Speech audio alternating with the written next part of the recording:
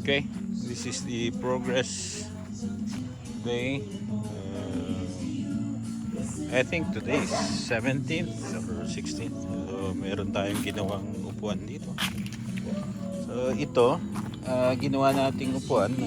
Hindi, ito yung symbol ng kids ko.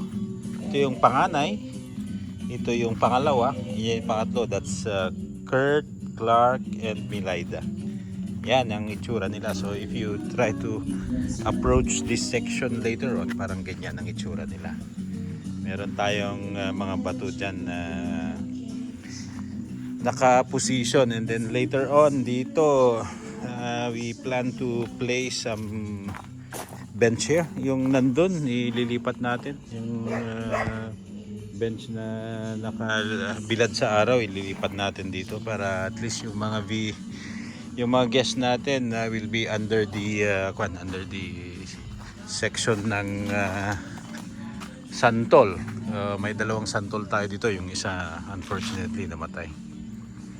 Alright, so titignan naman natin dito. This will be the shower area. So before na pumunta ka ng pool, you will be required to at least get some shower to remove yung body oils. Ito, we'll keep that as gravel later on. Similar to this, but I'm thinking dito white gravel or white stones ang lalagay natin dito para at least maganda naman yung parang separation niya between ditong regular ground natin. Ito yung regular ground natin made of gravel. But later on, ito lalagyan natin ng probably a little touch of white stones dito sa gilid-gilid dito. White stones dyan ang lalagyan natin para at least there will be some highlights on approaching the pool. Parang pag ganyan approaching the pool, you will see yung white highlights dun sa gilid ng pool ground natin.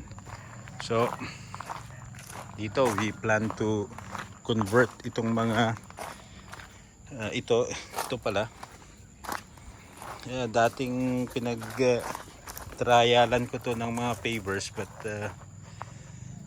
due to lack of time, dyan na muna sila, but I think it looks neat. Important thing is wala tayong masyadong putik-putik dito pag merong overflow yung tubig dito due to swimming or anything else. So ganyan ang itsura niya ngayon, but it looks good. Dito later on we plan to at least build yung natin, yung fire pit. Hello Jagger. Jagger. This is Grizzly, and are you Cinnamon or what's your name? Sorry, I forgot your name. Don't be sad. Don't be sad.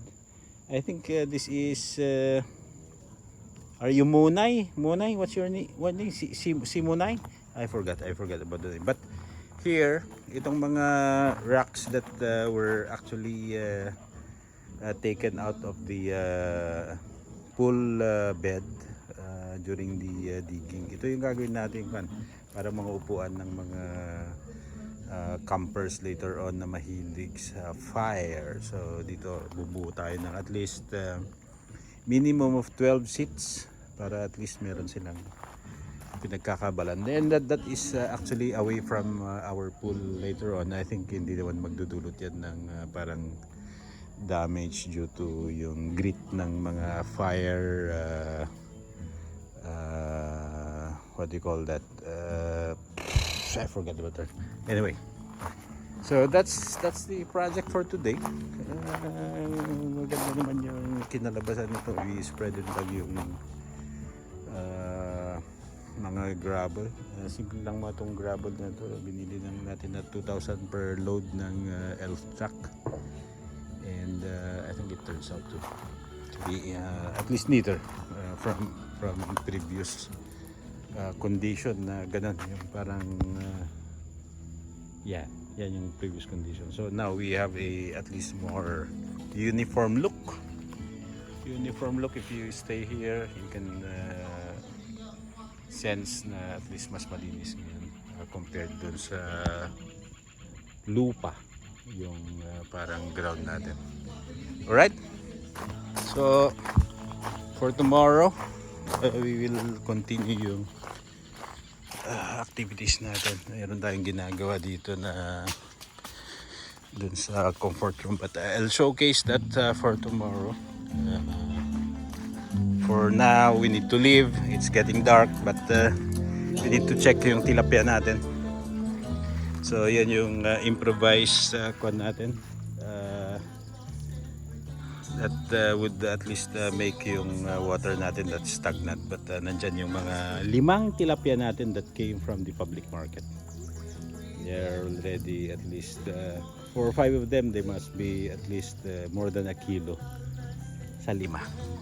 Okay, see you next time. Bye bye.